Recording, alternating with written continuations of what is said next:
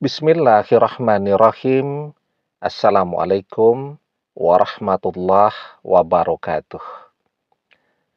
Bapak-bapak, ibu-ibu, mas-mas, mbak-mbak, khususnya adik-adikku sekalian yang dirahmati Allah dimanapun Anda berada.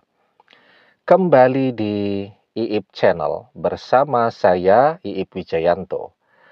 Kali ini kita akan membahas tema 3 sebab turunnya azab dunia untuk mantan. Nah, jadi mantan berpikir mengkhianati kita, dia akan meneruskan hidupnya dengan bahagia bersama orang ketiga. Padahal dia akan memasuki fase hidup yang berbeda ya. Karena sekarang dia mendatangkan azab dunia untuk dirinya sendiri. Yang pertama, penyebabnya adalah karena mantan tidak pernah belajar untuk bersyukur dengan kehadiran kita di samping dia. Mantan mungkin juga selalu berdoa sebelum ketemu kita, agar dia memiliki seorang pendamping hidup yang setia, punya suami ataupun istri yang betul-betul mencintainya, dan seterusnya, dan doanya terkabul. Kemudian mantan bertemu dengan kita, kemudian misal menikah, tetapi realitanya setelah pernikahan bukannya bersyukur dengan karunia memiliki suami ataupun istri yang setia, yang mencintainya, tetapi justru dia mengkhianati. Nah, maka karena pengkhianatan itu, mantan tidak menyadari dia sudah mendatangkan azab dunia untuk dirinya sendiri. Kenapa demikian? Karena orang yang tidak pernah belajar untuk bersyukur, yang dia dapatkan ke depannya bukanlah kenikmatan dan kebahagiaan hidup, tetapi penderitaan dan azab. Maka di dalam surat Ibrahim ayat yang ke-7 kita diajarkan, la'in syakartum la'azidannakum wala'in kafartum inna azabil lasyadid. Allah Subhanahu wa Ta'ala mengajarkan kepada kita, jika kalian pandai bersyukur dengan nikmatku, maka akan aku tambahkan nikmatku atas kalian. Tetapi jika kalian tidak pandai bersyukur, maka sesungguhnya azabku sangat pedih, ya. Nah, itu penyebabnya yang pertama. Yang kedua penyebabnya, karena mantan mengkhianati kita, maka dia sudah menggerakkan kita untuk memberikan kutukan untuk dia. Ya.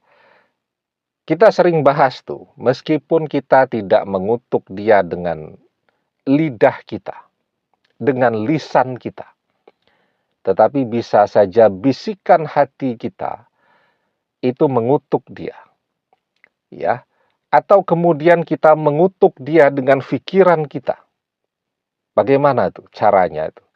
Misal kita membayangkan dia dikhianati oleh orang ketiga, kita membayangkan pekerjaannya berantakan, mantan tidak punya apa-apa. Nah, kan manusia biasa tuh, saat kita betul-betul marah, kita membayangkan yang seperti itu. Dan apa yang kita bayangkan itu akan terjadi ya, karena manusia berpikir bahwa yang disebut dengan doa ataupun kutukan itu selalu dengan lidah, dengan lisan.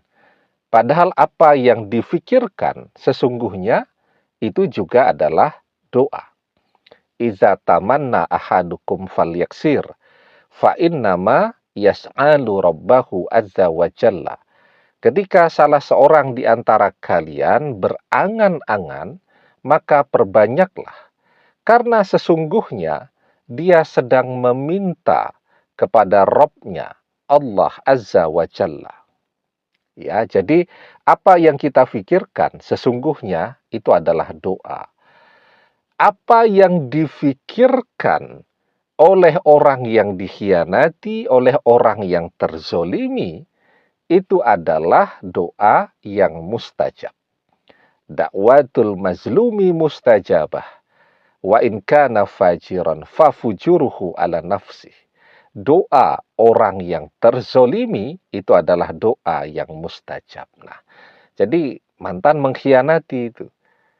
Dia tidak menyadari itu, bahwa orang yang dia khianati, meskipun kelihatannya diam saja, tetapi mereka memikirkan atau mengutuk dia, ya, walaupun dengan pikiran, tidak dengan lisannya. Dengan pikiran, dengan hatinya, nah itu semua akan kejadian untuk orang yang sudah mengkhianati atau menzolimi. Yang ketiga, penyebabnya adalah karena mantan bahagia, senang melihat penderitaan kita. Ya, jadi sudahlah kita ini dia khianati, kemudian dia pamerkan pula pengkhianatannya itu di media sosialnya. Seharusnya kan dia mantan itu merasa malu lah ya, sudah mengkhianati sehingga tidak pamer-pamer lah. Tetapi ini dia pamerkan, di Instagram teman-temannya juga memamerkan kemesraannya bersama orang ketiga tadi. Nah, maka itu menunjukkan bahwa mantan bahagia dengan kesusahan kita, dengan penderitaan kita. Kalau dia tidak mau kita tambah susah, kan dia tidak akan memamerkan itu. Karena mantan happy dengan penderitaan kita, nah itu sebab tuh kenapa penderitaan yang kita rasakan itu akan berpindah kepada dia. La tushhiris samatata li akhika fayarhamuhullah wa yabtalika. Janganlah kalian menunjukkan atau menampakkan kebahagiaan di atas kesusahan saudaramu.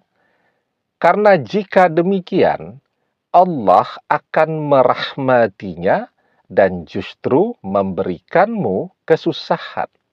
Nah, jadi karena dia happy, itu akan tukar posisi itu. Ya, mantan yang akan menderita dan kita yang akan bahagia. Nah, penderitaan atau azab di dunia itu macam-macam. Kekurangan pangan, ya, tidak punya uang, tidak punya pekerjaan, dikhianati oleh pasangan, dijauhi oleh teman-teman, dan seterusnya. Banyak sekali. Dan penyebabnya ya adalah 3 hal ini yang akan mendatangkan azab dunia untuk mantan. Demikian, semoga bermanfaat. Wallahu a'lam bishawab, billahi taufik wal hidayah. Assalamualaikum warahmatullahi wabarakatuh.